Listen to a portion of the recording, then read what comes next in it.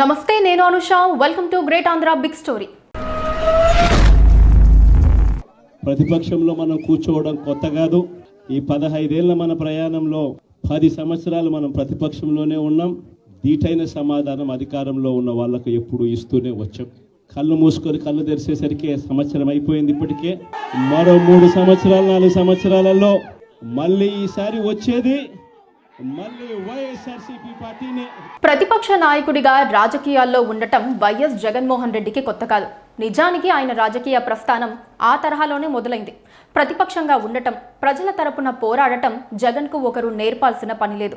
కానీ ఒకసారి రాష్ట్ర ముఖ్యమంత్రిగా అధికార బాధ్యతలు కూడా నిర్వర్తించిన తరువాత ప్రధాన ప్రతిపక్ష నాయకుడిగా క్యాబినెట్ హోదా కూడా లేని పదవిలో ఇమడటం కొంచెం కష్టమే.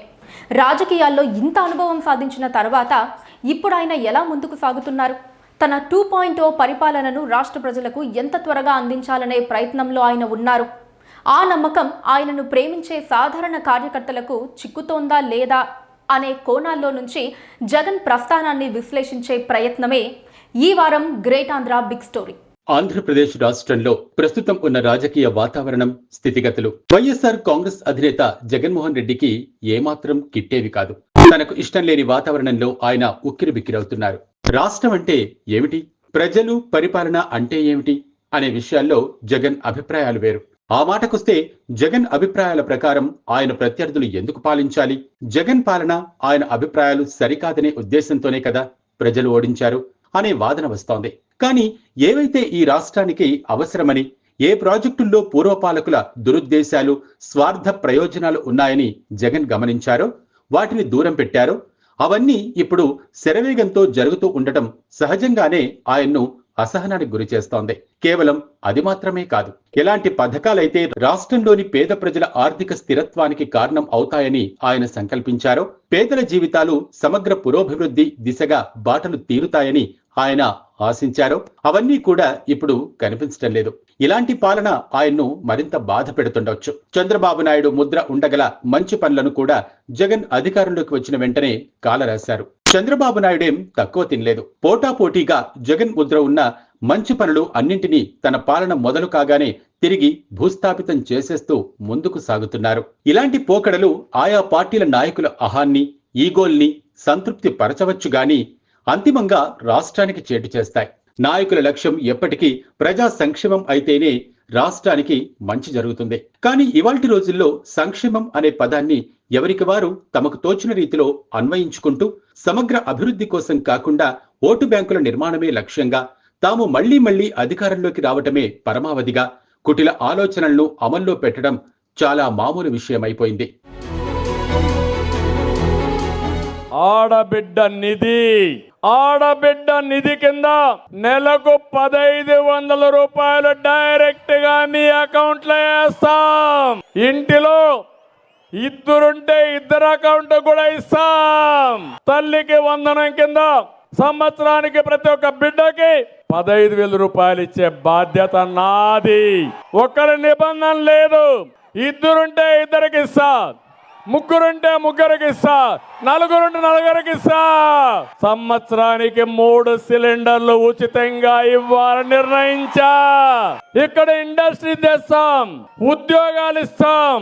రాబోయే 5 ఏళ్లలో 20 లక్షల మందికి యువతకు ఉద్యోగాలు ఇచ్చే బాధ్యత తెలుగుదేశం పార్టీది. అంతేకాదు, నీకు ఉద్యోగం వచ్చే వరకు నెలకు 3,000 రూపాయలు నిరుద్యోగ భృతి ఇస్తా. ఎప్పుడు రానంత డిఎస్సి పెడతాం. మీరు ఊహించిన విధంగా నేను చేసే బాధ్యత తీసుకుంటానని మా యువతకు డిఎస్సి అభ్యర్థులందరికీ విజ్ఞప్తి చేస్తున్నా. ఈ 3,000 పింఛన్ని 4,000 రూపాయలు ఇచ్చే బాధ్యత తెలుగుదేశం, జనసేన తీసుకుంటాం. జగన్ తాను ముఖ్యమంత్రి అయ్యే ముందు ఒక్క ఛాన్స్ అంటూ ప్రజలను అభ్యర్థించారు.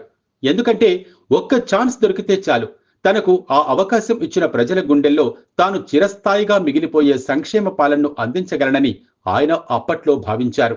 ప్రజల హృదయాలను గెలుచుకోగలిగేవే తాను సంకల్పిస్తున్న పథకాలన్నీ అని కూడా ఆయన అనుకున్నారు. అందుకే గెలిచిన తర్వాత 2024 ఎన్నిక గెలవగలిగితే చాలు, మరో 30 ఏళ్లు అధికారంలో మనమే ఉంటాం అని ఆయన నమ్మారు. కేవలం 11 స్థానాలకు పరిమితం కావటం కాదు కదా, అసలు ఓడిపోతాం అనే ఊహ ఆయన దరికి రాలేదు. ప్రజల్లో ఎలాంటి వ్యతిరేకత వస్తోందో ఆ సంకేతాలు అధినేతకు చేరకుండా ఆయన చుట్టూ ఉన్నవారు కళ్లకు గంతలు కట్టారు. ఆల్ ఈజ్ వెల్ కాదు కదా, ఆల్ ఈజ్ సూపర్బ్ అనుకుంటూ జగన్ గుడ్డిగా ముందుకెళ్లి బోల్తా పడ్డారు. ఒక దశలో సర్వేల్లో వ్యతిరేకత తన దృష్టికి వచ్చినా అదంతా లోకల్ ఎమ్మెల్యేల మీద వ్యతిరేకతగా రంగు పులిమేసి చేసిన మిరుగుడు ప్రయత్నాలు బెడిసికొట్టాయి. ఏతావాత ఈ ఏడాదిగా ఆయన అసహనంలోనే గడుపుతున్నారు. ఈ అసహనం మాత్రమేనా పార్టీ పునర్నిర్మాణము, పూర్వ వైభవం దిశగా కార్యాచరణ సాగుతున్నదా అనేది లోతుగా గమనించాల్సిన అంశం. పేరైతే రాసుకోండి, మీరు ఏ బుక్లో రాసుకున్నా పర్వాలా. పేరైతే మీరు రాసుకోండి. దాని తర్వాత మాత్రం అన్యాయం చేసినోనికి సినిమా మాత్రం మనం చూపిస్తామని చెప్తాను. ఆ మనిషి రిటైర్డ్ అయి ఉన్నా కూడా లాక్కొని వస్తా. ఆ మనిషి దేశం విడిచిపెట్టిపోయినా లాక్కొని వస్తా. ఎవరిని వదిలిపెట్టేది ఉండదు. ఒక్కొక్కడికి మాత్రం సినిమా మాత్రం ఎలా చూపించానో అలా చూపిస్తామని మాత్రం చెప్తాను. ఖచ్చితంగా వీళ్ళు ఏదైతే నాటుతున్నారో, ఏదైతే ఇత్తుతున్నారో, ఇది రెండింతలు వీళ్ళకు పండే కార్యక్రమం కూడా జరుగుతుందని మాత్రం ప్రతి కార్యకర్తకు గట్టిగా చెప్పండి. తెలుగు రాష్ట్రాలకు ముఖ్యమంత్రులుగా పనిచేసిన వారిలో వైఎస్ రాజశేఖర రెడ్డిది ఒక ప్రత్యేకమైన తిరుగులేని ముద్ర. పేదల అభివృద్ధికి సంబంధించి వైఎస్ఆర్ కు ముందు ఆ తరువాత అని మాత్రమే చెప్పుకోవలసి ఉంటుంది. అలాంటి నాయకుడికి వారసుడిగా జగన్మోహన్ రెడ్డి రాజకీయాల్లోకి వచ్చారు. ఆయన స్థానం నుంచే కడప ఎంపీ అయ్యారు. ప్రధానంగా చెప్పుకోవాల్సింది వైఎస్ఆర్ సంక్షేమ ఆలోచనలకు వారసుడిగా జగన్ తనను తాను దిద్దుకున్నారు. వైఎస్ మాదిరిగానే సమైక్యాంధ్రకు అనుకూలంగా స్పష్టతతో పోరాడారు. చంద్రబాబుల రెండు కళ్ళ సిద్ధాంతం చెప్పలేదు. తెలంగాణలో తన పార్టీకి చేటు అని తెలిసిన విధానం మార్చుకోలేదు. 2014లో రాష్ట్ర విభజన తర్వాత ప్రజలు తొలి విడతలో జగన్ కు అవకాశం ఇవ్వలేదు. అనుభవజ్ఞుడు, సమర్థుడు, సీఈఓ, మేధావి లాంటి పడికట్టు పదాలు ప్రజల మీద పనిచేశాయి. చంద్రబాబుకు అవకాశం ఇచ్చారు. జగన్ కుంగిపోలేదు. నిర్మాణాత్మక ప్రతిపక్షంగా ఎలా పనిచేయాలో అలా చేశారు. ఈలోగా చంద్రబాబు నాయుడు తన మాయలతో ప్రజలను నిరాశపరిచారు. వెరసి 2019లో జగన్ కు అవకాశం దక్కింది. పేదల అభ్యున్నతి తప్ప తనకు మరొక లక్ష్యం లేదన్నట్టుగా జగన్ విస్తృతంగా సంక్షేమ పథకాలు తీసుకువచ్చారు. దేశంలోనే మొదటి ముఖ్యమంత్రిగా ఆయన అమ్మ ఒడి వంటి అనేక పథకాలకు శ్రీకారం చుట్టారు. ఆరోగ్యశ్రీ అంటే ఏ రకంగా వైఎస్ఆర్ పేరు గుర్తుకు వస్తుందో అలాగే అమ్మ ఒడి అంటే జగన్ పేరే గుర్తుకు వచ్చేలా చేశారు. సంక్షేమ పథకాలు అనేకం అమల్లోకి వచ్చాయి. కానీ పథకాలు తప్ప పరిపాలన రూపంలో మరేమీ చేయటం లేదనే అపకీర్తిని ఆయన మూటగట్టుకున్నారు. 3 రాజధానులు అనేది మంచి ఆలోచనే అయినప్పటికీ న్యాయపరమైన వివాదాల కారణంగా 5 ఏళ్ల పాటు కూడా ఆ దిశగా ఒక్క అడుగు కూడా పడకపోవటం, పోలవరం పూర్తి కాకపోవటం వంటివి జగన్ సారథ్యంలోనే పథకాలే తప్ప రాష్ట్ర పురోగతి శూన్యం అనే పేరు తెచ్చిపెట్టాయి. చివరికి అనూహ్యమైన రీతిలో జగన్ పరాజయం పాలయ్యారు. గెలుపోటములు రాజకీయాల్లో చాలా మామూలు విషయం. కానీ 151 స్థానాలతో తిరుగులేని మెజారిటీతో రాజ్యమేలిన వ్యక్తి కేవలం 11 స్థానాలకు పరిమితమై ప్రతిపక్ష నాయకుడిగా క్యాబినెట్ హోదా కూడా లేని స్థితిలో మిగిలిపోవటం ఆయనకు మింగుడు పడటం లేదు. మరి ఈ ఏడాది రోజుల్లో ఆయన ఏం చేశారు, ఏం చేస్తున్నారు? ప్రభుత్వాన్ని తిడుతూ వారి వైఫల్యాలను ఎండగడుతూ గడుపుతున్నారు సరే, పార్టీని నిర్మాణాత్మకంగా ప్రజలకు చేరువ చేయడానికి ప్రయత్నిస్తున్నారా లేదా అనేది చర్చకు దారితీస్తోంది. ఆయన రాష్ట్రం మీద, పార్టీ మీద, ప్రజల మీద ఎంత శ్రద్ధగా ఉన్నారనే విషయంలో కొన్ని సందేహాలు కూడా పుడుతున్నాయి. ఎన్నికల సమయంలో ప్రత్యర్థులు చంద్రబాబు, పవన్ కళ్యాణ్లకు ఎందుకు విలువ ఇవ్వకూడదో వివరిస్తూ జగన్ చెప్పిన మాటలు ఇక్కడ ప్రస్తావనార్హం. గెలిపిస్తే వారు రాష్ట్రంలో ఉంటారు, ఓడిస్తే పొరుగు రాష్ట్రంలోని తమ సొంత నివాసాలకు వెళ్లిపోయి అక్కడ గడుపుతారు అంటూ జగన్ పదే పదే ఎద్దేవా చేశారు. తనకు తాడేపల్లిలో సొంత ఇల్లు ఉందని, వారికి లేదని అన్నారు. కానీ ఇప్పుడు పరిస్థితి ఏమైంది? జగన్ ఓడిపోయారు. ఆయనకు తాడేపల్లిలో సొంత ఇల్లు ఉన్నది గాని ఆయన దాదాపుగా ప్రతి వీకెండ్ బెంగళూరులోని తన నివాసానికి వెళ్లిపోతున్నారు. ఈ విషయాన్ని పాలకపక్షం, పచ్చ మీడియా బాగా హైలైట్ చేస్తున్నాయి. జగన్ బెంగళూరులోనే గడుపుతూ అప్పుడప్పుడు తాడేపల్లికి వచ్చి హడావిడి చేస్తున్నారనే విమర్శలు వస్తున్నాయి. అభిమానులకు చేదుగా అనిపించే నిజం ఇది. ఆయన తీరు తాడేపల్లికి, బెంగళూరుకు మధ్య షటిల్ సర్వీస్ నడుపుతున్నట్టుగా తయారైంది. రాష్ట్రంలో ఎక్కడ పెళ్లికి వచ్చినా, చావులకు వచ్చినా, ములాఖాత్లకు వచ్చినా లేదా తాడేపల్లిలో పార్టీ సమావేశాలు పెట్టినా ఆ కార్యక్రమాలకు జస్ట్ ముందుగా ఆయన బెంగళూరు నుంచి రావటం లేదా అవి పూర్తి కాగానే బెంగళూరు వెళ్లిపోవడం ఒక అలవాటుగా మారిపోయింది. ఇలాంటి పోకడను ప్రజలందరూ కూడా గమనిస్తుంటారు కదా అనే స్పృహ ఆయన కోల్పోతున్నారేమో అనిపిస్తోంది. పార్టీ సమావేశాల్లోనూ, పరామర్శల సందర్భాల్లోనూ ఆయన ఎంతగానైనా ప్రభుత్వాన్ని విమర్శిస్తుండవచ్చుగాక, కానీ ఆయన బెంగళూరు ట్రిప్ నుంచి గ్యాప్ లో మాత్రమే ఇటు వస్తున్నారనేది ప్రజల్లోకి వెళ్తోంది.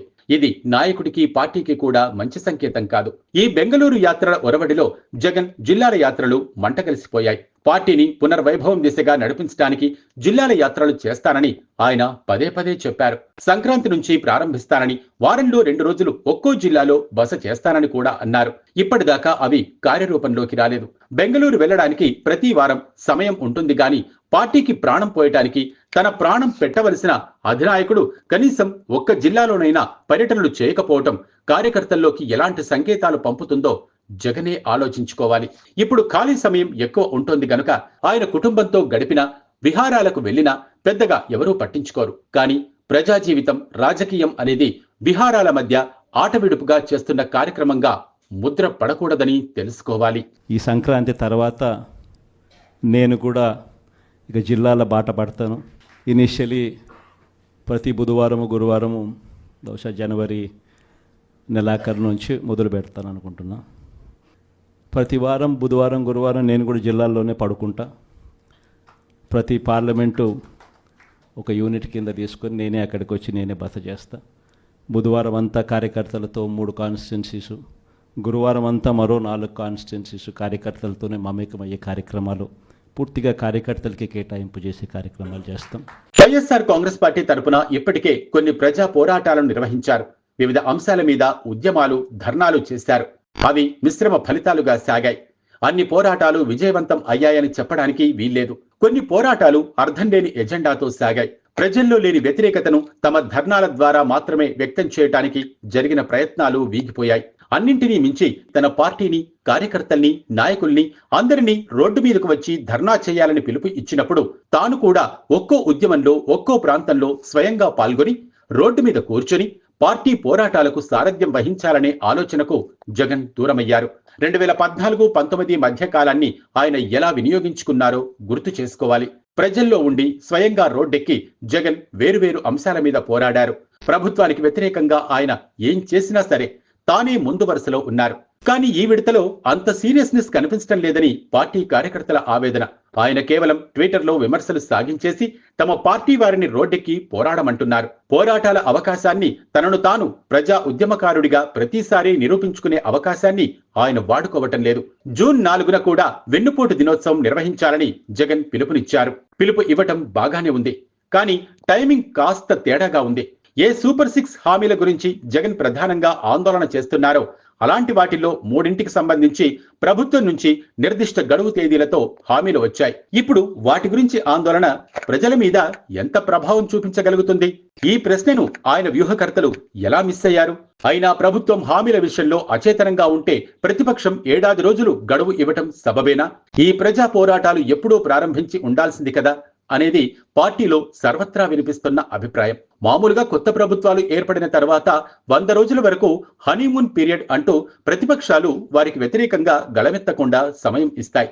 కానీ జగన్మోహన్ రెడ్డి ఏకంగా 1 ఏడాది కాలం సాగదీశారు. మరి ఇంత సుదీర్ఘమైన హనీమూన్ పీరియడ్ ఇచ్చేసరికి ప్రభుత్వం నింపాదిగా ప్రజలను మళ్లీ మళ్లీ నమ్మిస్తూ పథకాల్ని నిదానంగా అమల్లోకి తెస్తోంది. గత ఏడాది పూర్తిగా తల్లికి వందనం ఎగ్గొట్టినా ఇప్పుడు అది కూడా ఒక ఎజెండా అంశంగా వైసీపీ పోరాడుతున్నదంటే వారి సీరియస్నెస్ ను అర్థం చేసుకోవచ్చు. చంద్రబాబు నాయుడు గారి పాలనలో ప్రజలను వెన్నుపోటు పొడుస్తూ, చంద్రబాబు నాయుడు చేసిన మోసాలను నిలదీస్తూ, సూపర్ 6, సూపర్ 7 ఏమయ్యాయని ప్రశ్నిస్తూ, 143 హామీలు మేనిఫెస్టోలో ఇచ్చిన హామీలు ఏమయ్యాయని గట్టిగా అడుగుతూ, రెడ్ బుక్ రాజ్యాంగంతో చేస్తున్న అరాచక అన్యాయాలపైన గలమెత్తుతూ, వచ్చే నెల 4వ తారీఖున వెన్నుపోటు దినంగా, అంటే ఎలక్షన్ రిజల్ట్స్ వచ్చిన రోజు జూన్ 4th బిట్రేయల్ డే కింద వెన్నుపోటు దినంగా ప్రజలతో కలిసి ప్రజల కోసం ప్రజలను, సామాజికవేత్తలను, యువకులను, రైతులను, మహిళలను, నిరుద్యోగులను అందరినీ కూడా మమేకం చేస్తూ కలెక్టర్లకు డిమాండ్ పత్రం ఇస్తూ నిరసన తెలిపే ఈ కార్యక్రమంలో అందరూ పాల్గొనాలని కూడా ఈ సందర్భంగా పిలుపునిస్తా ఉన్నాను. జగన్మోహన్ రెడ్డి మళ్లీ పాదయాత్ర చేయబోతున్నారు. ఈ సంగతిని ఆయన చూచాయగా ప్రస్తావించారు. ప్రజలతో మమేకం కావడానికి పాదయాత్ర అనే కార్యక్రమానికి ఒక విలువను తీసుకువచ్చిన నాయకుడు వైఎస్ రాజశేఖర రెడ్డి. ఆ పాదయాత్ర ఆయన్ను స్ట్రైట్ గా అధికారంలోకి తీసుకొచ్చింది. తిరుగులేని నాయకుడిని చేసింది. చంద్రబాబు నాయుడు కూడా పాదయాత్ర చేసిన తర్వాత సీఎం కావడంతో అదొక సెంటిమెంట్ గా మారింది. 2019కి పూర్వం జగన్మోహన్ రెడ్డి, 2024కు పూర్వం నారా లోకేష్ కూడా పాదయాత్రలు చేశారు. వారి పార్టీలు అధికారంలోకి వచ్చాయి. అయినంత మాత్రాన పాదయాత్రతో అధికారం గ్యారంటీ అనే గుడ్డి నమ్మకం కరెక్ట్ కాదు. ఇప్పుడు మళ్ళీ జగన్ పాదయాత్ర ప్లాన్ చేస్తున్నారు. ప్రజలతో మమేకం కావడానికి ఒక నాయకుడు ఒకసారి పాదయాత్ర చేస్తే అందంగా ఉంటుంది.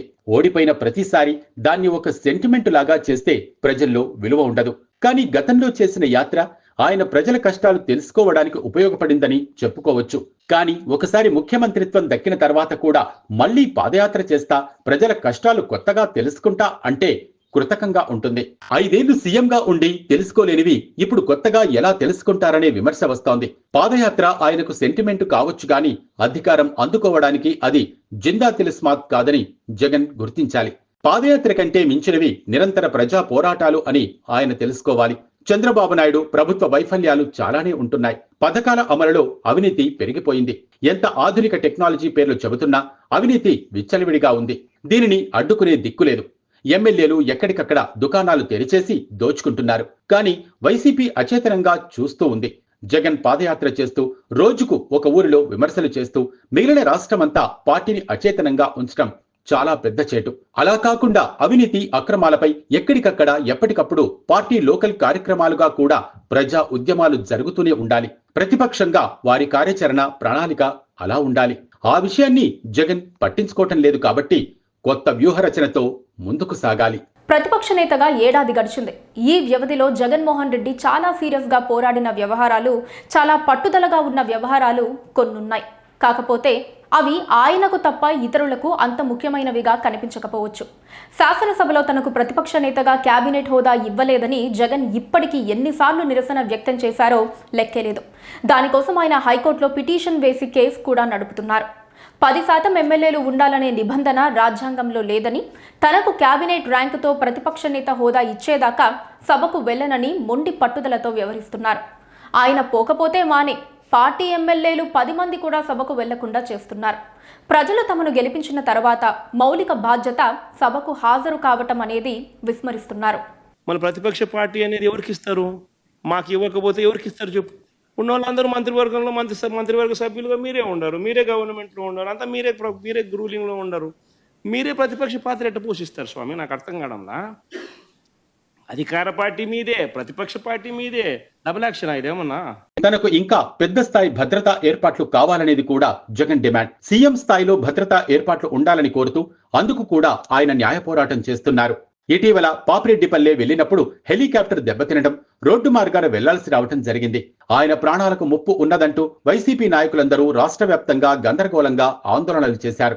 నిజానికి ఇవన్నీ ఫ్యాబ్రికేట్ అవుతున్న ఆందోళనలే. ఆ పార్టీ నాయకులు జగన్ కేబినెట్ హోదా, ప్రతిపక్ష నేత హోదా కోసం, భద్రత కోసం ఆందోళన చేసినట్టుగా ముక్తకంఠంతో ఆటవిడుపుగా కాకుండా అలుపెరగకుండా ఫలితం సాధించే వరకు ఏ ఒక్క ప్రజల సమస్య మీదనైనా ఇప్పటిదాకా పోరాటం సాగిస్తూ వస్తున్నారా అంటే వెతుక్కోవాలి.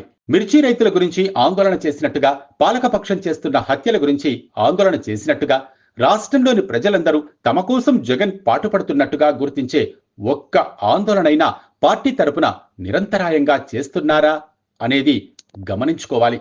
జూన్ 4న వెన్నుపోటు దినం నిర్వహించినా కూడా ఒకసారి గలమెత్తి వదిలేయటం కాదు, నిరంతరంగా పోరాడే స్ఫూర్తి పార్టీలో రేకెత్తించాలి. జగన్ మోనార్క్ అని, ఆయన ఎవరి మాట వినరు అని అందరూ అంటూ ఉంటారు. బయట నుంచి చూసే వాళ్ళకు కూడా అలాగే కనిపిస్తుంది. తమాషా ఏంటంటే ఆయన కూడా అలాగే అనుకుంటూ ఉంటారు. జగన్మోహన్ రెడ్డిని అలాంటి భ్రమలో ఉంచి ఆయన ఎవరి మాట వినకుండా స్వతంత్రించి నిర్ణయాలు తీసుకుంటున్నారనే భావనను ఆయనలో కలిగిస్తూ ఆయన్ను నడిపించే అదృశ్య శక్తులు, ఆడించే వాళ్ళు వేరే ఉన్నారు. వైఎస్ఆర్ కాంగ్రెస్ పార్టీలో అంతర్గత పరిభాషలో వారిని కోటరి అని అంటుంటారు. సో ఇక్కడ జరిగింది ఏంటంటే, మన అనుకున్నోడు మనోడే కదా మన వెనక ఉంటాడు, అట్టడుగున ఉన్న వాళ్ళందరినీ పైకి తీసుకొద్దామని తీసుకున్న ఆయన భావన మనోడైండి మనల్ని కాపాడలేదని తీసుకున్న విధానం ఏదైతే ఉందో ఆక్రోశానికి దారితీస్తుంది. ఇక్కడ బ్యాలెన్సింగ్ ఏదైతే ఉందో చేయాల్సిన వాళ్ళు ఎవరు? పార్టీని ప్రధానంగా పిల్లర్స్ లాగుండి కాపాడేవాళ్ళు. ఆ బ్యాలెన్సింగ్ గ్యాప్ వస్తుంది, ఈ గ్యాప్ రాకూడదు, ఈ గ్యాప్ని మనం కంప్లీట్ చేయాలి. ఇప్పుడు బోటే కదా, లేకపోతే పెద్ద షిప్పే అనుకుందాం సార్, అక్కడ బొక్క ఇక్కడ బొక్క పడ్డ తర్వాత, చిల్లులు పడ్డ తర్వాత ఒక్క అన్నమాటలుగా. ఒకటే కదా, రెండే కదా, పోతే పోతాడు, ఉంటే ఉంటాడు అనే విధానం తీసుకొచ్చిన వీళ్ళు నిర్లక్ష్యంగా ఇంకో 4 చిల్లులు పెట్టారు. ఈరోజు మొన్న ఎలక్షన్లో మా బోటు మునిగిపోయింది. Because of this coterie. Yes, 100% this coterie ఖచ్చితంగా కొంప ముంచింది. దాంట్లో నేను ఎవ్వరి పేరు తీయను. ఖచ్చితంగా రీవ్యాంప్ జరుగుతుంది. జగన్మోహన్ రెడ్డి గారు 4 రోజుల తర్వాత, 4 నెలల తర్వాత, 6 నెలల్లోనో వచ్చే ఉగాదిలోగా రిఫ్రెష్ చేసిన పార్టీ పరిగెత్తుతూ మీ అందరికి కనపడుతుంది. ప్రజలు జగన్మోహన్ రెడ్డి గారితో ఉన్నారు. మొన్న ఓడిపోయింది జగన్మోహన్ రెడ్డి గారు కాదు, మొన్న ఓడిపోయింది కోటరీ. తన చుట్టూ కోటరీ ఉన్నట్టుగా ఒప్పుకోవడానికి జగన్మోహన్ రెడ్డికి ఈగో అడ్డు రావచ్చేమో గాని వాస్తవానికి ఆయన ఆ కోటరీ యొక్క కబంధ హస్తాల్లో ఉన్నట్టుగానే పార్టీలోని అనేకులు ఇప్పటికీ నమ్ముతున్నారు. పార్టీ దారుణమైన పరాజయాన్ని మూటగట్టుకున్న తర్వాత కూడా తన చుట్టూ ఉన్న కోటరీ విషయంలో జగన్ తీరు మారలేదనేది చాలా మంది నుంచి వినిపిస్తోన్న ఆరోపణ. ఓటమికి ముందు ఆయన నిర్ణయాల్ని, పార్టీ విధానాల్ని నిర్దేశించిన వారే ఇప్పుడు కూడా అదే స్థాయి, అంతకంటే మించిన కీలక పాత్రలు పోషిస్తున్నారు. ఇలాంటి పరిస్థితుల్లో పార్టీని పునరధికారంలోకి తీసుకురావటం ఎలా సాధ్యమవుతుంది అనేది పలువురి సందేహం. జగన్ చుట్టూ ఉండే కోటరీ గురించి పార్టీని వీడిన వారు బహిరంగంగాను, పార్టీలో ఉన్నవారు తమలో తాము మాట్లాడుకోవటం చాలా సహజమైన విషయంగా మారిపోయింది. ఎన్నికలకు పూర్వం సదరు కోటరీ జగన్ను అనేక రకాలుగా మభ్యపెట్టింది. క్షేత్రస్థాయిలో ఉన్న వ్యతిరేకతను గుర్తించినప్పటికీ ఆయన కళ్లకు గంతలు కట్టి అంతా బాగానే ఉన్నట్టు ఆయన్ను మభ్యపెట్టారు. ఎమ్మెల్యేల మీద వ్యతిరేకత తప్ప పార్టీ ఢంకా బజాయించి గెలుస్తుందన్నట్టుగా ఆయన ఎదుట బుకాయించారు. జగన్ వారి మాటలనే నమ్మారు. అదే ఆయన చేసిన తప్పు. పార్టీ కుప్పకూలింది. పార్టీ పునర్నిర్మాణ చర్యల్లో జగన్ తన పరిణితిని చూపించాల్సిన సందర్భమిది. కానీ ఆయన ఆ దిశగా ఆలోచిస్తున్నట్టు లేదు. పార్టీని ముంచిన కోటరీ వ్యక్తుల్ని గుర్తించి వారిని దూరం పెట్టాల్సిన అంత ధైర్యం తనలో లేకపోతే వారి ప్రాధాన్యం తగ్గించాల్సిన, కనీసం జాగ్రత్త పడాల్సిన అవసరం ఉంది. అదేమీ చేయకుండా అదే కోటరీ మీద ఎప్పటికీ ఆధారపడుతూ ముందుకెళితే పార్టీకి మరిన్ని నష్టాలు తప్పవు అనేది పలువురి మాటగా వస్తోంది.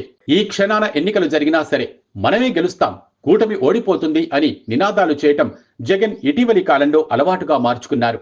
ఈ మాట ఆయన నోటితో అనాల్సిన అవసరం లేదు. ఆయన తన లక్ష్యం ప్రజా సమస్యల కోసం పోరాటమే అన్నట్టుగా ఉండాలే తప్ప ఈ ప్రభుత్వం కూలడము, తాను గద్దె ఎక్కడము అన్నట్టుగా వ్యవహరించకూడదు. ఆ పరిస్థితి ఉంటే ప్రజలు ఎటు మళ్లీ అధికారం కట్టబెడతారు. అందుకోసం ముందే నినాదాలు చేయటం దండగా. ఇలాంటి మాటలను జగన్లోని అధికార లాలస్తగా ప్రజలు గుర్తిస్తే ప్రమాదం. అలా కాకుండా ఓడిపోయిన 6 నెలల నుంచి ఎప్పుడు ఎన్నికలు వచ్చినా మనమే గెలుస్తాం అనటం వృధా. ఎటు 5 ఏళ్లు పూర్తయ్యేదాకా ఎన్నికలు రావని ఆయనకు తెలుసు. ఇలాంటి మాటలు అన్నప్పుడు వీటి ద్వారా కార్యకర్తలు కూడా పార్టీని వీడిపోతారనే భయం జగన్లో పుడుతున్నదా అనిపిస్తోంది తప్ప మరో భావన ఈ పార్టీ నాయకులకు కూడా కలగటం లేదు. జగన్ ఇలాంటివన్నీ కట్టిపెట్టి నిర్మాణాత్మక ప్రతిపక్ష పాత్రకు తాను నిర్వచనంగా నిలవదలుచుకుంటే ఈ ఏడాది కాలంగా కాకుండా పూర్తిగా కొత్త అవతారం ఎత్తాలని తెలుసుకోవాలి. తాను నిజమైన ప్రజానాయకుడిగా నిత్యం ప్రజల కోసమే నిలబడాలి, ప్రజల్లోనే ఉండాలి, ప్రజల చైతన్యానికి తాను స్ఫూర్తి కావాలి, ప్రజల సంతోషానికి తాను చిరునామా కావాలి అని జగన్ తెలుసుకుంటే వారి తరపున ప్రతి విషయంలోనూ మడమ తిప్పని పోరాటం సాగిస్తే అధికారం అనేది బై ప్రోడక్ట్గా ఆటోమేటిక్గా వస్తుంది. ఇది ఇవాల్టి గ్రేట్ ఆంధ్ర బిగ్ స్టోరీ. మరో బిగ్ స్టోరీలో మళ్ళీ కలుద్దాం.